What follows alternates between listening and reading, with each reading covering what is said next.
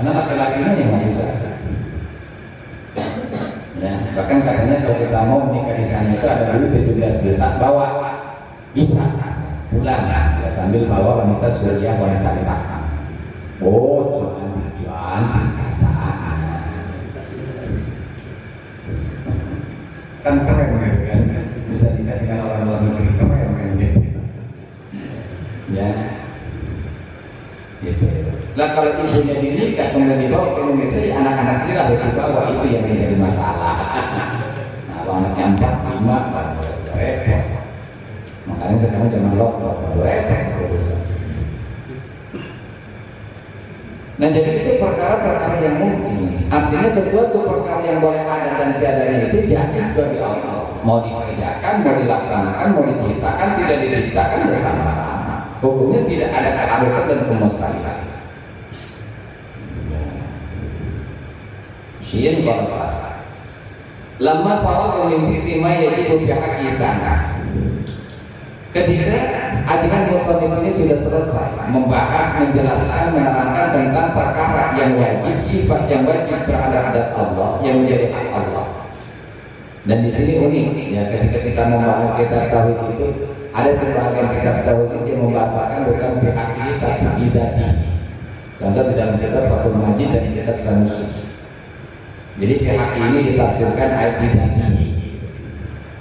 Ya, dalam pihak ini juga boleh, tidak jadi masalah karena sifat yang wajib itu adalah merupakan hak Allah. Sifat yang wajib itu merupakan hak Allah. Hak yang tidak boleh tidak memang wajib adanya di dalam Allah.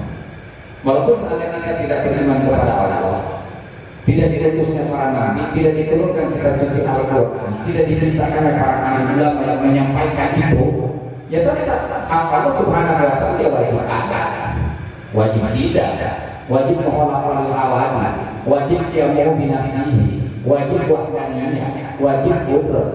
Walaupun tidak ada satupun yang mengimani itu, tetap hak Allah ya wajib.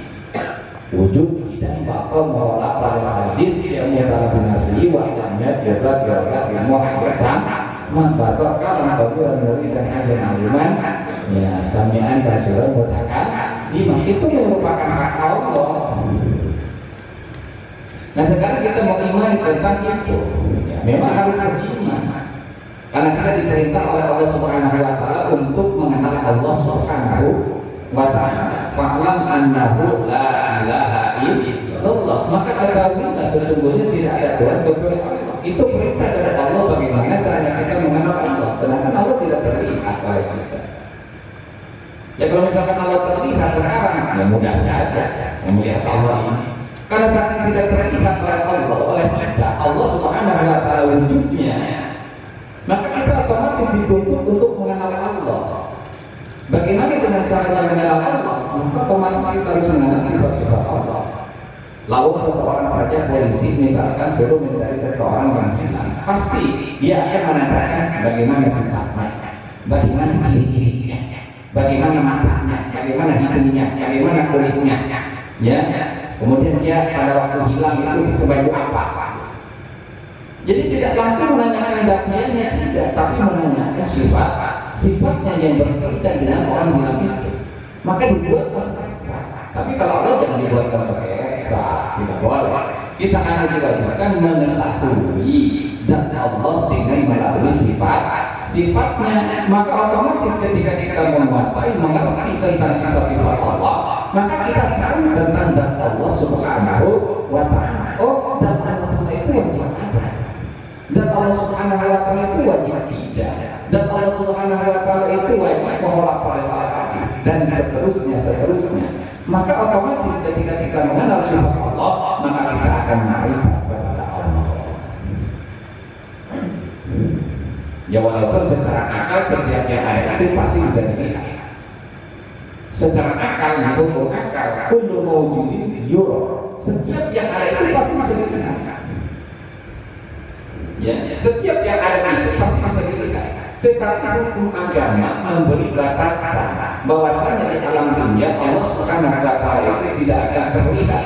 Hatta oleh kanjeng Nabi Musa alaihissalam ketika beliau melihat kepada Allah, ingin melihat Allah Subhanahu wa Ta'ala, maka oleh Allah Subhanahu Subhanahu wa taala diperkenalkan di dalam syarat, lihat gunung itu, ketika gunung itu tetap pada tempatnya, kamu dapat melihat Musa. Berarti kan jais. Boleh-boleh saja kalau menurut akal, tetapi hukum agama telah melarang itu, bahwasanya tidak bisa di alam dunia dan Allah terlihat.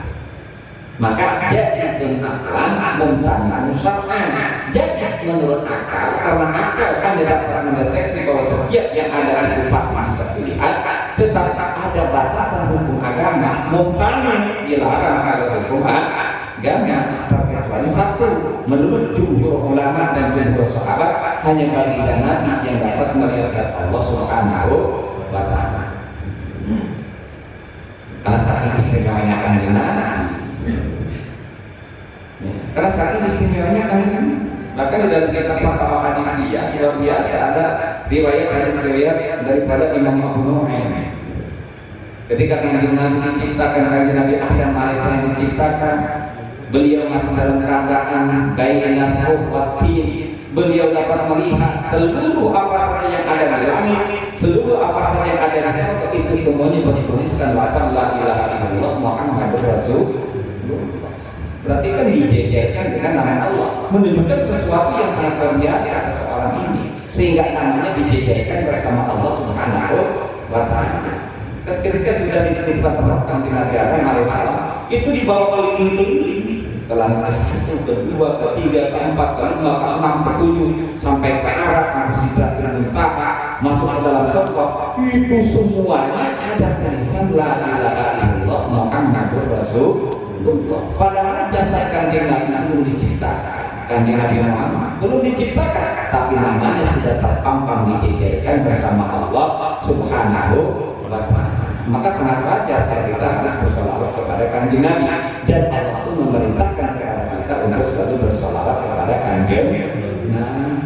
Nah, ini kadang-kadang solawat dilarang. Kanjeng Nabi nggak butuh kok, nggak butuh doa kita.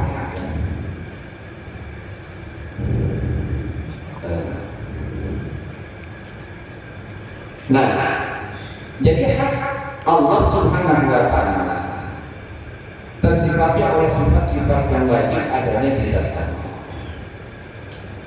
dan akal kita hanya sampai mendeteksi sampai 20 sifat yang wajib terhadap Allah.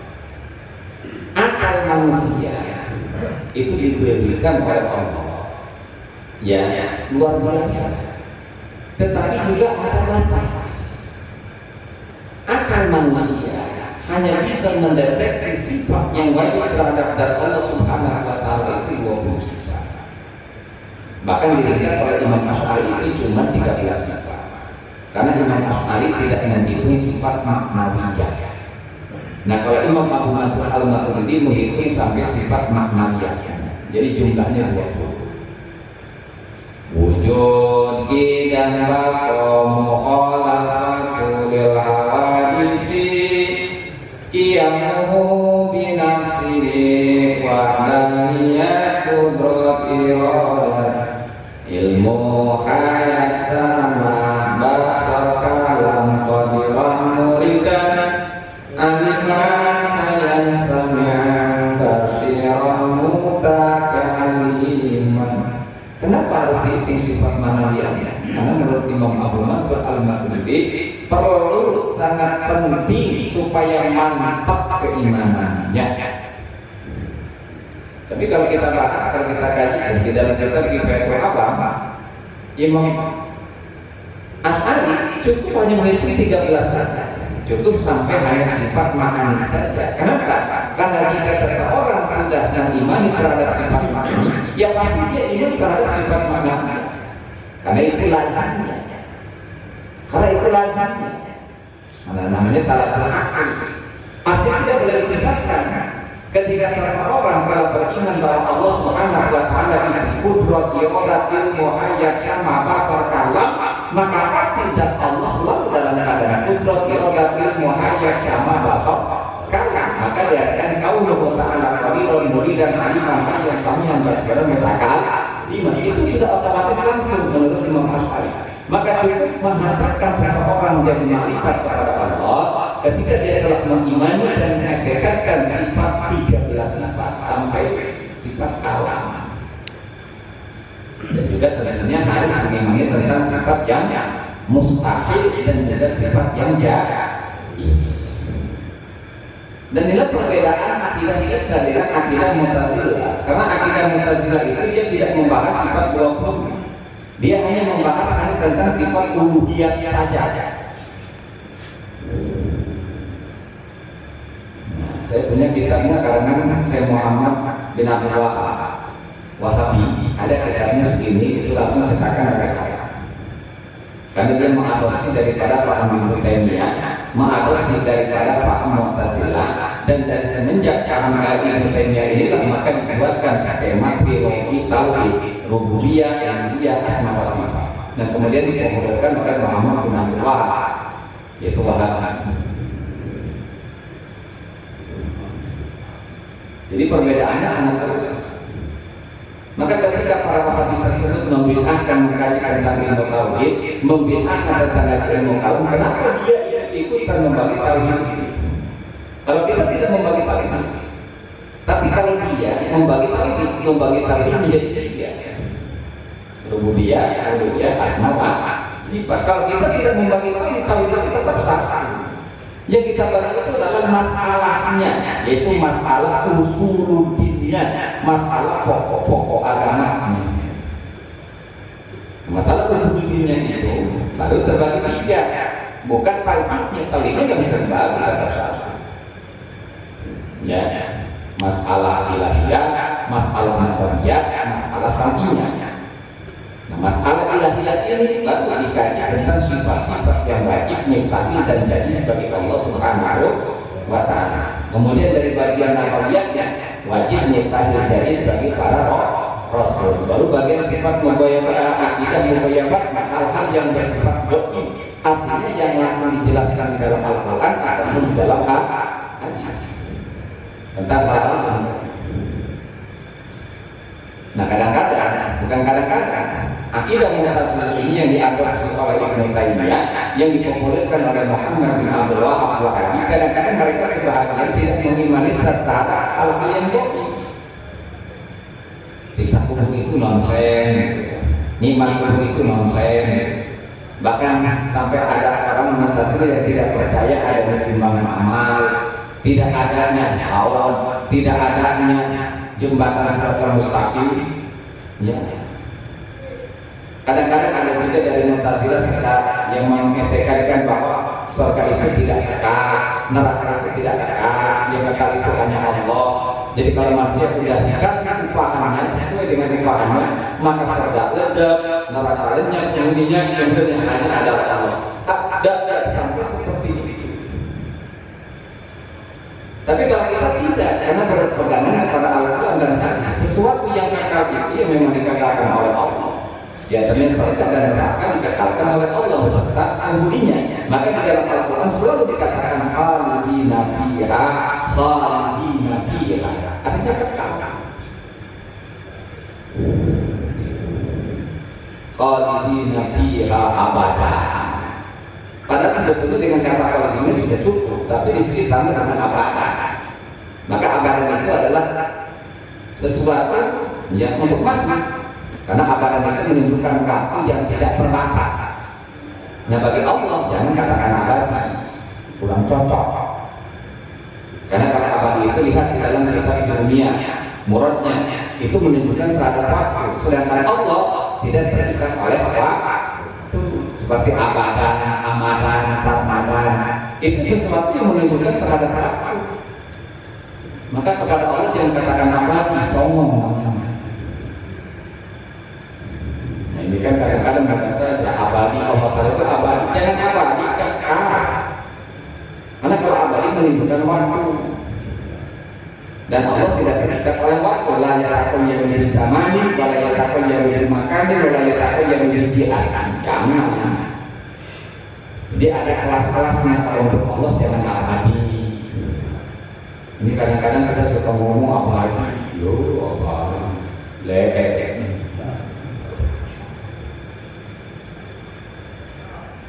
Artinya kurang pas gitu ya. Itu kalau ditarik-tarik ya lebih banyak lagi bahaya. Bahkan kadang-kadang kita suka terpleset juga ya, yang berencana gitu. Kurang pas kepada Allah, yang berencana kurang pas. Ya, ini kadang-kadang kita juga terpleset, rencana Allah lain lagi. Rencana Allah, takdir Allah. Allah menciptakan sesuatu itu tidak berdasarkan schedule. Allah menciptakan sesuatu itu tidak berdasarkan planning, karena segala sesuatu itu sudah ditakdirkan oleh Allah sekaligus, jauh sebelum dunia diciptakan, sekaligus takdirnya oleh Allah diciptakan. Jadi nggak ada schedule. Jadi menciptakan sesuatu itu bila satu misalnya, artinya menciptakan sesuatu tidak berdasarkan contoh, tidak berdasarkan schedule, tidak berdasarkan rencana. Jadi bukan rencana. Nah, kalau kita kadang-kadang rencana Allah lain lagi. Rencana Allah kurang pas ngomong rencana kepada Allah. Kalau rencana ke manusia wajar. Rencana kita mau apa nih? Naik gunung karang lagi. Karena sekarang sedang di-upload nih naik gunung karang gitu kan. Misalkan kita mau digotong lagi. Ya boleh-boleh saja kita naik gunung karang lagi sekalian olahraga. Enak lah kalau naik gunung karang itu jalan serasa enak dan aduh, kita udah berapa kali naik gunung karang ya. Ya makanya sebelum naik gunung karang latihan naik gunung-gunung yang kecil-kecil. Ya, apalagi kalau naik gunung kembar, waduh. Nah, tapi bagus itu luar biasa. Tafakur, subhanallah. Segitu aja itu membutuhkan perjuangan dan kesabaran. Ya, dan itulah perjalanan hidup seperti itu. Ada kalanya nanjak, ada kalanya turun, ada kalanya enak, ada kalanya merangkak, ada kalanya digotong. Ya seperti itulah kehidupan. Adanya ketinggalan, gitu kan. Ya, makanya jangan sombong. Aku nggak mau ke sana lagi. Udah dibuktiin langsung kerap. Ya, tapi melelehkan kan luar biasa. Nah, itu perkara-perkara yang wajib. Perkara yang wajib, ya, yang menjadi hak Allah Subhanahu wa Ta'ala. Wa ma yastahilu, dan perkara-perkara yang mustahil, artinya ajaran musannif setelah menjelaskan tentang hal-hal sifat-sifat yang wajib dan mustahil bagi Allah Subhanahu wa Ta'ala. Karena kita sudah tahu mustahilnya adalah mustahil menurut akal. Mustahil menurut akal adalah ma la yatasawwaru fil aqli wujuduhu, sesuatu yang tidak dapat dimengerti oleh akal adanya. Dimengerti oleh akal ketiadaannya. Maka yang mustahil ini kita wajib tekadkan tidak adanya di dalam Allah Subhanahu wa Ta'ala. Dan tidak adanya ini wajib kita tekadkan tidak adanya di dalam Allah, sifat yang mustahilnya lawan daripada yang wajib. Adam hudus fana mumasalah bil hawadisi ihtiyatan najas karoha ja'al tanau soma amabakan ajizan kalihan jahilan mahitan asma amaankan asma amadan arkam. Itu adalah sifat yang mustahil terhadap zat Allah yang wajib kita tekadkan tidak adanya di zat Allah. Ini hak Allah. Jadi hak Allah Subhanahu wa Ta'ala itu mustahil tidak ada. Mustahil ada awalan, mustahil ada akhirat, mustahil serupa dengan makhluk, mustahil ya dia membutuhkan kepada selain Allah. Mustahil. Karena Allah Ta'ala keyakinan mustahil ada beberapa Tuhan. Mustahil Allah Ta'ala itu Allah Subhanahu wa Ta'ala yang tidak ada di dalam Allah. Maka seandainya manusia tidak beriman terhadap ya sifat Adam, kudus maknanya Allah Ta'ala, tetap Allah Ta'ala mustahil ketiadaannya mustahil. barunya mustahil, dan selanjutnya. Ya. Dzakaruna al-qismas tsalis.